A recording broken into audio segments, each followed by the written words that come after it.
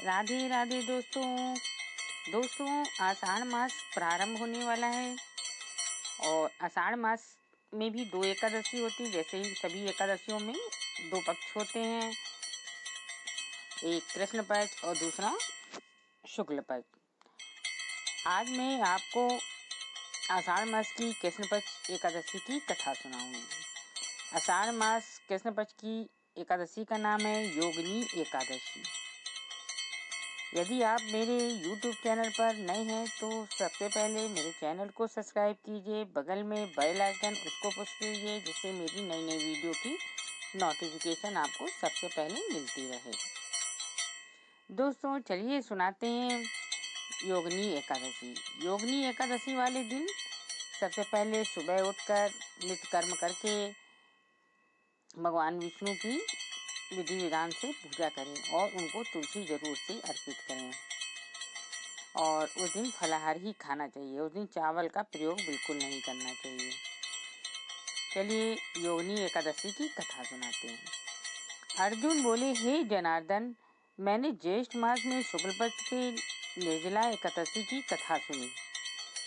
अब आप कृपा करके आषाढ़ मास के कृष्ण पक्ष की एकादशी की कथा सुनाइए। इस एकादशी का नाम क्या है तथा महात्म्य क्या है, सो सब वर्णन कीजिए। श्री कृष्ण भगवान बोले, हे कुंती नंदन, आषाढ़ मास के कृष्ण पक्ष की एकादशी का नाम योगिनी है। इसके वश से समस्त पाप नष्ट हो जाते हैं। ये व्रत इस लोक में भोग तथा परलोक में मुक्ति देने वाला है। हे पार्थ, ये एकादशी तीनों लोक में प्रसिद्ध है। इसके व्रत से पाप नष्ट हो जाते हैं। आपसे पुराण में कही हुई कथा कहता हूँ, ध्यान पूर्वक सुनो। अलकापुरी नाम की नगरी में कुबेर नाम का एक राजा राज्य करता था। वह शिव भक्त था। उसकी पूजा करने के लिए एक हेममाली पुष्प लाया करता था। माली के विशालाक्षी नाम की अत्यंत सुंदर स्त्री थी।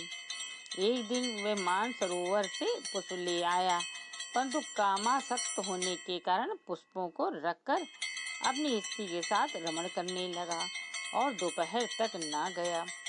जब राजा कुबेर को उसकी राह देखते देखते दोपहर हो गई तो उसने क्रोध पूर्वक अपने सेवकों को आज्ञा दी कि तुम लोग जाकर हेममाली को पता लगाओ कि वह अभी तक पुष्प क्यों नहीं लाया। जब सेवकों ने उसका पता लगा लिया तो वह कुबेर के पास जाकर कहने लगा, हे राजन, वह माली अभी तक अपनी स्त्री के साथ रमण कर रहा है। सेवकों को इस बात को सुनकर कुबेर ने हेममाली को बुलाने की आज्ञा दी। डर से कांपता हुआ हेममाली राजा कुबेर के सन्मुख उपस्थित हुआ। उसे देखकर राजा कुबेर को अत्यंत क्रोध आया और उसके ओंठ फड़फड़ाने लगे। उसने कहा, अरे पापी, महानीच, कामी, तूने मेरे परम पूजनीय ईश्वरों के भी ईश्वर शिव जी की अनादर किया है। मैं तुझे श्राप देता हूँ कि तू स्त्री का वियोग भोगेगा और मृत्यु लोक में जाकर घोड़ी होगा। कुबेर के श्राप से वह उसी क्षण स्वर्ग से पृथ्वी पर आ गिरा और कोढ़ी हो गया। उसकी स्त्री भी उसी समय उससे बिछुड़ गई। मृत्युलोक में आकर उसने महादुख भोगे, परंतु शिव जी की भक्ति के प्रभाव से उसकी बुद्धि मलिन न हुई और पिछले जन्म की भी शुद्ध रही। इसलिए अनेकों दुखों को भोगता हुआ अपने पूर्व जन्म के कुकर्मों को स्मरण करता हुआ हिमालय पर्वत की तरफ चला गया और चल दिया। चलते चलते वह मार्कंडेय ऋषि के आश्रम पर जा पहुंचा। वह ऋषि अत्यंत वृद्ध और तपस्वी थे। वह दूसरे ब्रह्मा के समान प्रतीत हो रहे थे और उनका वह आश्रम ब्रह्मा की सभा के समान शोभा दे रहा था। उनको देखकर वह हेममाली वहां गया और उनको प्रणाम करके उनके चरणों में गिर पड़ा। उसे देखकर मार्कंडेय ऋषि बोले कि तूने कौन से खोटे कर्म किए हैं जिससे तू कोढ़ी हुआ और महान दुख भोग रहा है। हेममाली बोला, हे मुनि, मैं यमराज कुबेर का सेवक था। मेरा नाम हेममाली है। राजा की पूजा के लिए मैं नित्य प्रति पुष्प लाया करता था। एक दिन अपनी स्त्री साथ विहार करते करते देर हो गई और दोपहर तक पुष्प लेकर ना पहुंचा।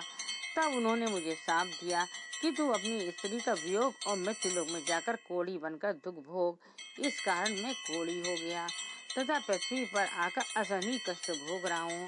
अतः कृपा करके आप कोई ऐसा उपाय बतलाएं जिससे मेरी मुक्ति हो। इस पर मार्कंडेय ऋषि बोले, हे ममाली, तूने मेरे सम्मुख सत्य वचन कहे हैं, इसलिए मैं तेरे उद्धार के लिए एक व्रत बताता हूँ। यदि तू आषाढ़ मास के कृष्ण पक्ष की योगिनी नामक एकादशी की विधि पूर्वक व्रत करेगा तो तेरे समस्त पाप नष्ट हो जाएंगे। इस पर हेमा मालिनी बहुत प्रसन्न हुआ और मुनि के वचनों के अनुसार योगिनी एकादशी का विधि पूर्वक व्रत करने लगा। इसके प्रभाव से कुछ ही समय बाद वह फिर से अपने पुराने रूप में आ गया और अपनी स्त्री के साथ विहार करने लगा। हे राजन, इस योगिनी कथा का फल 88 सहस्त्र ब्राह्मणों को भोजन कराने के बराबर है। इसके व्रत से समस्त पाप नष्ट हो जाते हैं। अंत में मोक्ष प्राप्त करके प्राणी स्वर्ग को भागीदार होता है।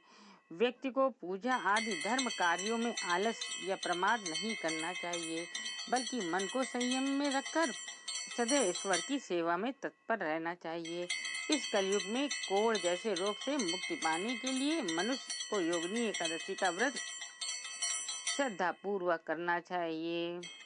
ये थी योगिनी एकादशी की व्रत कथा। आपको यदि ये कथा अच्छी लगे तो इसको ज़्यादा से ज़्यादा शेयर कीजिए। चलिए अगली वीडियो मिलते हैं। राधे राधे।